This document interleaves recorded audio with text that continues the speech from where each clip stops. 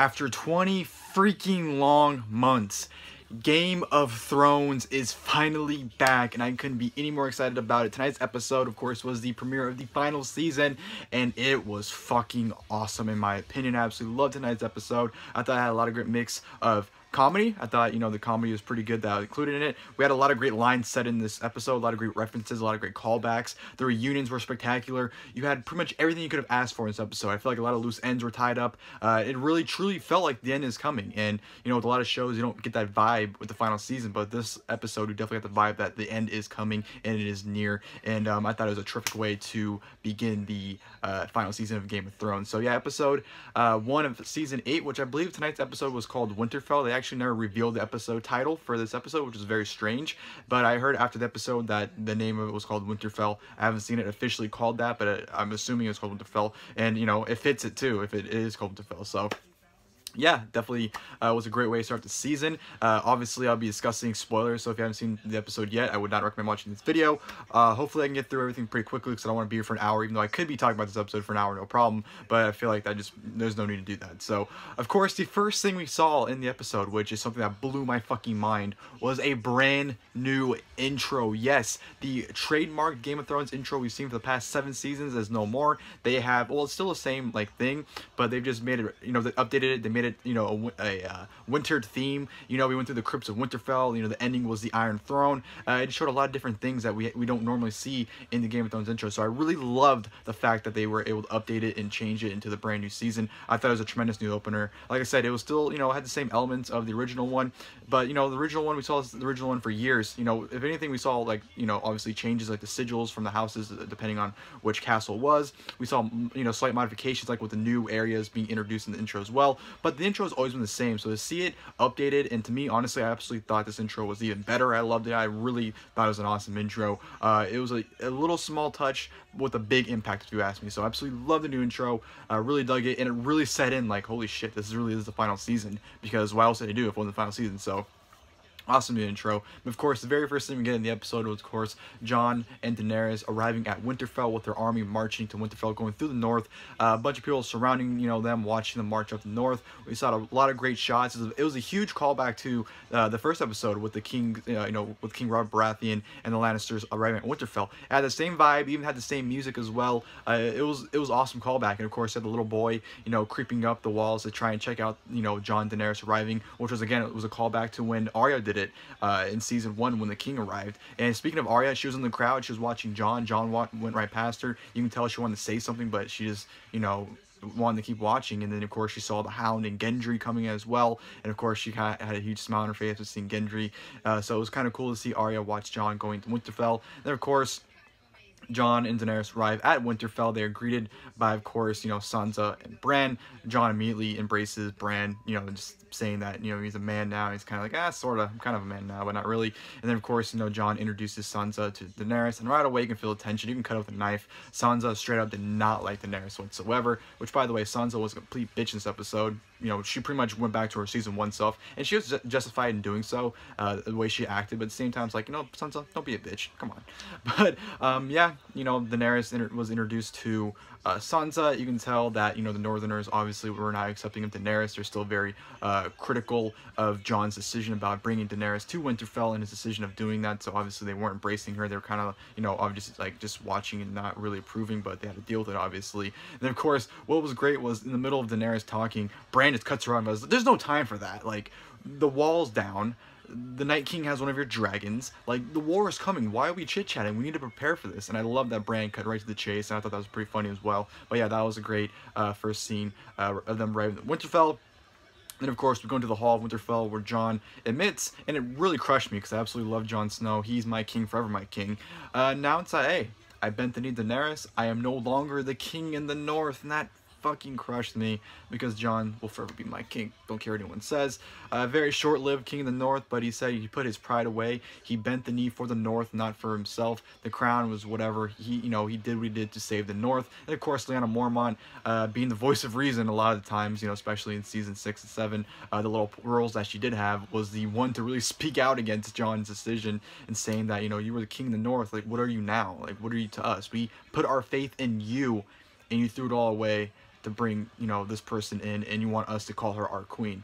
That's basically what she said, and, you know, she had a valid point. And then, of course, Sansa was backing her up as well. You know, Sansa was making claims, you know, saying that, you know, all this was for nothing. She brought in all the bannermen, the Stark bannermen in, and now she's like, well, I brought all our bannermen in, you brought in Sully, our Dothraki, and dragons, how am I supposed to feed them? And she's just being a smart-ass bitch in that scene, which I thought, you know, she was being great, but at the same time, she's being a bitch. So that was a very tenseful scene as well. And then, of course, we go to the God's Wood with Jon. He is reunited once again with Arya, which was just a heartfelt moment right there. Everyone's been waiting for that moment since, you know, they last saw each other when Jon gave Arya a needle in the second episode of the series. And, you know, 66 episodes later, they're finally reunited. It was a great reunion. You know, Jon was surprised she still had needle, and then of course Jon showed her Longclaw, and then of course, you know, Arya ended up siding with Sansa in discussion, and, you know, Jon was even like, you know, remember that I'm your family too, and because she was, you know, saying that Sansa's doing what she's doing to protect her family, and Jon's like, well, I'm family too, and as they're embracing, Arya tells him, you better remember that. So to me, that's kind of a threatening way to tell Jon, like, hey man, you have to choose sides here, choose the right one, you know, don't choose, you know, this stranger over your family. And I thought that was, you know, it sucked because obviously we've all been waiting for the heartwarming reunion of those two, and see it kind of be dampened by them, you know, having to choose sides at that point was kind of let down, kind of disappointing, and just kind of like, you know, heartbreaking to see them kind of like, you know, not really fully as happy as they should be reuniting. But I thought that was great. Then, of course, we go to King's Landing. Cersei, of course, is waiting at the docks, sees the Golden Company coming with Euron Greyjoy. Qyburn informs her that the Night King has went through the wall, and Cersei pretty much said, I don't care. And then, of course, you know, Euron's trying to seduce Cersei, which he successfully does. He ends up hitting it. And, you know, basically Euron's like, you know, he's gonna give her a little prince, and they're gonna be king and queen, basically. And as that's happening, Bronn, once again, as always, gets cock-blocked, because every time he seems to get some, he gets cock-blocked. And I love it, because every time he gets cock-blocked, he's like, are you kidding me? Like, right now, out of all the times. I thought it was hilarious. But Qyburn comes to Bronn, offers him, you know what, Sir Jaime, you know, promised you all these things. Now he's gone, he can't fulfill those. And then, you know, Bronn's like, well, I did have all these things. I did have a bride in a castle, but Cersei took that away from me. And then, of course, Qyburn's like, well, Cersei can give you that once again and more if you do this one task for them. And basically what the task is, if Tyrion and Jaime survive the Great War, he gives Bronn the crossbow Tyrion used to kill Tywin. He says, take them out. So basically, Bronn has to choose, or Bronn is being assigned to assassinate Tyrion and Jaime. Basically, the only two people in the entire series he's really been close with or been friends with, and now he has to make the decision to either murder them or get everything he wants that, you know, he's been trying to get since the beginning of the series, basically. So that really puts Bronn across roads. Me personally, I don't think Bronn will do it. I don't think Bronn will assassinate Tyrion or Jaime. I think Jaime might be possible, but I definitely don't think Bronn will ever assassinate Tyrion. So it's gonna be really interesting to see how that turns out. I do think, you know, if Daenerys wins and she survives, that, you know, obviously Tyrion will have Daenerys reward Bronn for his loyalty and not killing him. So I don't know, it's definitely gonna be interesting to see how that plays out, obviously. And then, of course, as, you know, Euron's getting some with Cersei, Theon, you know, infiltrates the Greyjoy fleet and rescues Yara, which I thought was good. It was cool. They, of course, were sailing back to the Iron Islands because, of course, you know, Yara's idea is, well, if Daenerys loses the war in the north, you know, she can come running here to the Iron Islands, you know, to get away from the army of the dead. But Theon, you know, being the man that he is, especially considering the talk he had with Jon afterwards, his heart is, you know, towards Winterfell. He wants to go to Winterfell to help fight the army of the dead, and wants to help the living, of course, and of course fight for the Starks, because, you know, even though Starks aren't his blood, that is his real family. And that's basically what, you know, kind of implies to Yara, and Yara gives him the nod. She goes, go for it, go fight in Winterfell, I'll be in the Iron Islands, you know, what is dead may never die. And I thought that was a nice scene with them. Then, of course, we had a great scene with Jon and Sansa, and you know, where Sansa pretty much bitches at Jon about kneeling, you know, bending the knee, and Jon's like, listen, it's not about, you know, crowns or lordships, it's not about that, it's about living. And then, of course, you know, Sansa goes, well, did you bend the knee for the North, or did you bend the knee because you love her? And we kind of left at that right there. So I thought that was a pretty intense scene between the two of them right there. And then, of course, we have, you know, Dany and Jon. Actually, this is before that scene, I apologize. They actually go riding on Rhaegal and Drogon. Of course, Drogon, right? Oh, not Drogon, Rhaegal right there. And Drogon's somewhere over there. somewhere there. And I thought that was a great scene. I thought that was some great comedy with Daenerys kind of teasing Jon about riding Rhaegal, and Jon's like, well, what if he doesn't want me to ride him? And Dany's like, well, it's nice knowing you if he decides to flip you off him. So I thought that was some great humor. But I thought the scene of them flying the dragons was a very nice scene. It's very different than what you usually get. It was a nice heartfelt moment, and it brought joy to you. It brought a smile to your face. And of course, they landed in an area where Jon used to hunt as a kid. Great waterfall, and of course, him and Daenerys embrace and kind of kiss. They kind of joke that it's kind of cold for a southern girl, and then Daenerys like, well, better keep your queen warm then. And of course, they end up kissing. And then, well, it was hilarious because Rhaegal and Drogon were like staring at Jon, and Jon's like, and then Daenerys like, nothing to worry about. And then Jon's like kissing Daenerys, and like he has like that eye open, and Drogon's just staring him down. But that was absolutely hilarious. So that was a great scene right there as well. And then, of course, Daenerys meets down with Sam because, of course, Sam saved Jorah in Season 7 from Grayscale. So, of course, she wanted to tell him that, she's thankful for that, and that, whatever he wants is in her power after she takes the throne is his. And all Sam wanted was a pardon because of all the things he did, in terms of leaving the Citadel, taking his father's sword. And he casually drops his Tarly, and then Daenerys goes, was your father Randall Tarly? And he goes, yeah. And Daenerys pretty much tells him right then and there, like, listen, I burned your father because he wouldn't fight for me. And Sam's face is kind of like, okay, I guess I can go home now since my brother's the Lord. And Daenerys is like, and then you just see the heartbreak in Sam's face. I got to give it to John Bradley. He was excellent in that scene. When his father, of course, he learned the news, he really wasn't fazed because he absolutely hated his father. But once he learned about his brother, he just broke down, and he had to run out. And of course, he ran out into the courtyard of Winterfell. He was in tears. You can tell he was pissed off. He just wanted to, do something. And he saw Bran, and Bran's just sitting outside for no reason. And he's like, "What are you doing?" And Bran's like, "Waiting for an old friend." And at first I thought he was waiting for Jon, but I'm like, well, he already met up with Jon earlier. And then, he pretty much tells Sam, like, listen, you need to tell Jon. And he goes, why? You need to tell him. You're his brother. And he's like, I'm not his brother, though. You're the closest person to him, and you're the person who needs to tell him. And that's exactly what he goes to do. He goes down to the crypts of Winterfell where Jon's at. Jon is, looking at his father. He's trying to just, take in everything. And then, of course, Sam comes down, and you can tell Sam's still pissed at Daenerys, because it shows in the scene when he tells him, he's like, because Jon's pretty much telling him we need to fight for Daenerys, and he goes, well, why, when you're the rightful king? And then he's like, I'm not the king of the North. And then he's like, no, I'm not the king of the North, the king to the Iron Throne. You're the rightful heir. And then Jon's like, what are you talking about? Then of course he tells him, like, listen, your mother is Lyanna Stark, your father's Rhaegar Targaryen, Ned Stark isn't your father. And then Jon, Kit Harington's facial expressions, he played this role tremendously as well. He did a tremendous job in this scene. His face told it all. And just the denial he was in, he was absolutely rejecting the fact that he was a Targaryen. And the thing is, the number one thing about the scene was, Jon wasn't even concerned that he was a Targaryen. He wasn't concerned that he's in love with his aunt. His one concern was that fact that Bran was calling his father, Ned Stark, a liar. He's saying that, you're telling me the most honorable man I've known my entire life, or I'll ever meet, you're calling him a liar. And Sam's like, no, I'm not calling him a liar. Your mother, Lyanna, asked him to protect you because she knew that if Robert Baratheon found out about him, that he would kill him. So she simply asked Ned to protect him, and that's exactly what Ned did his entire life. He didn't lie to Jon. He was protecting Jon from Robert. And I thought that was a great scene. And of course, you can tell Jon just did not know how to process it, even though you can tell he knew what Sam was saying was the truth. He was in such denial that he was rejecting it and was just not accepting it. But you can tell that he knew it was the truth. So that was a really heartbreaking scene in terms of Jon's perspective, because his whole world just turned upside down at that news. Everything he's done, everything he believed in, just like that, just completely flipped. And I thought it was a fantastic scene from both of them. And Jon Snow went from knowing nothing to knowing everything. So how he deals with that going forward, how he talks to Daenerys about that, especially considering Daenerys believes she's the rightful heir to the Iron Throne, when in reality Jon Snow is Aegon Targaryen. It's gonna be really interesting to see if Daenerys fights against Jon, because I don't think she's gonna get the Iron Throne up. I don't think she's gonna be like, well, yeah, you're the rightful heir, here you go.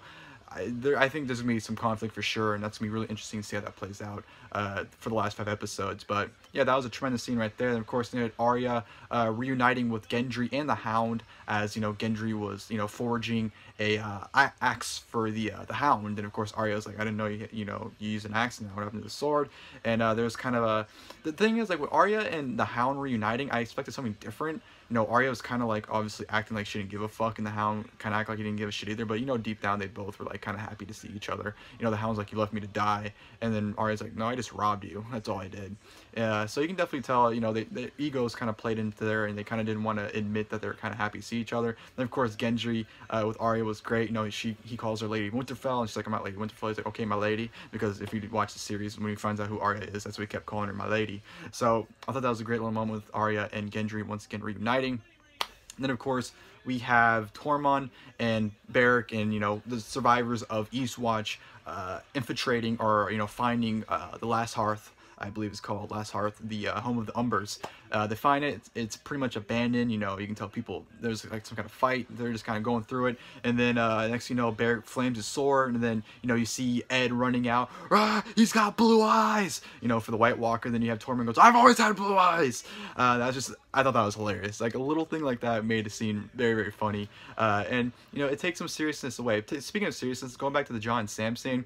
When you're having that serious moment with Jon in the crypts, Sam fell down the stairs, or fell going into the crypts, which I thought was a nice way to break such a serious tone, and to kind of make it kind of funny, and before making it serious again. So I thought that was a nice little pacing they did for that scene, and that's what they did in this scene as well. It was a very serious scene, but they made it into like a little comedy scene as well. So of course Tormund reunites with Ed and the rest of the Night's Watch, and they find Ned Umber, the young Last Hearth Lord, Lord Umber, with the spear through him onto a wall that's has the Night King sigil, the little like circle thing with the lines. So yeah, he's just hanging there. He's dead, poor guy. He was sent back home to gather the remaining the rest of his men, as well as bring everyone back to Winterfell, and he was dead. And then of course his eyes ended up opening, and he screamed, and of course he had blue eyes because he was white at that point, part of the army dead. And then of course Beric lit him on fire and his body burned, and the sigil burned, which I thought was a great sight right there to see. So that was really cool. And one thing I want to mention, because it just reminded me of it, the Jon and Sansa scene, one thing that really made it as well, because Ned Umber of course went back to Last Hearth to get the remaining men. Lord Glover, the guy of course that really crowned Jon Snow the King of the North. I'll stand behind Jon Snow. Yelled him King of the North.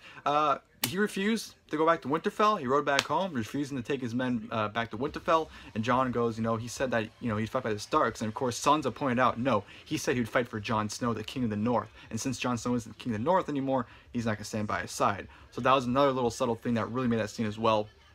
And of course, the last scene of the episode is Jaime, of course, wearing a hood. He arrives in the Winterfell finally. He comes off. He's kind of like looking around, like, wow, I haven't been here since season 1. And then he looks. There's Bran sitting right there in his wheelchair, and you can see Jaime's face go from to like he saw a ghost, because he pretty much did see a ghost with Bran. So that was a cliffhanger, which I thought was great, because that was kind of like a callback to season 1, the first episode. The cliffhanger that was Jaime pushing him out the window, and the cliffhanger here was Jaime seeing Bran, wondering what's going to happen there. And of course, if you saw the preview for episode 2, it looks like Jaime's going to be in trial. He was in the hall of Winterfell. Sansa was questioning him. Daenerys had a pissed off look on his face. So all signs look like they want to kill Jaime. Hoping they don't. Well, obviously he doesn't, because we saw in the trailer he's fighting the battle, so obviously nothing bad's gonna happen to Jaime. But it's gonna be a really tense scene, I feel, when they kind of trial him in the halls of Winterfell. So that's gonna be really interesting. But yeah, that was the conclusion of the first episode, Jaime and Bran staring down. Like I said, what a fucking episode to start the season. You really felt, like I said, it had that final season vibe to it. You had, just a lot of great mix of a lot of different elements in this episode. You had, like I said, you had some great humor moments, which was placed very nicely. It wasn't forced. It kind of broke the ice down a little bit in some of the situations. You had some really good feel-good moments. You had a lot of great reunions. You had some loose ends tied up from previous seasons, or just a series in general. You just pretty much had everything you could have asked for in this episode, and I really felt like it was a very strong way to start the beginning of the end. Of course, going back to the Tower of Joy, may the wars begin. No, now it ends. And I just thought everything was very well done, and I'm very, very excited for the last 5 episodes of Game of Thrones. Even though I'm absolutely heartbroken and sad in its ending, I'm very, very excited to see how it ends. So, hope you guys enjoyed the video. If you guys did, please feel free to leave a like below. Let me know if you guys enjoy these videos or not, and I'm just very, very happy to talk Game of Thrones with you guys as well. So, hope you guys enjoyed the video, and until next time, I'll see you guys, and thank you guys for watching the video.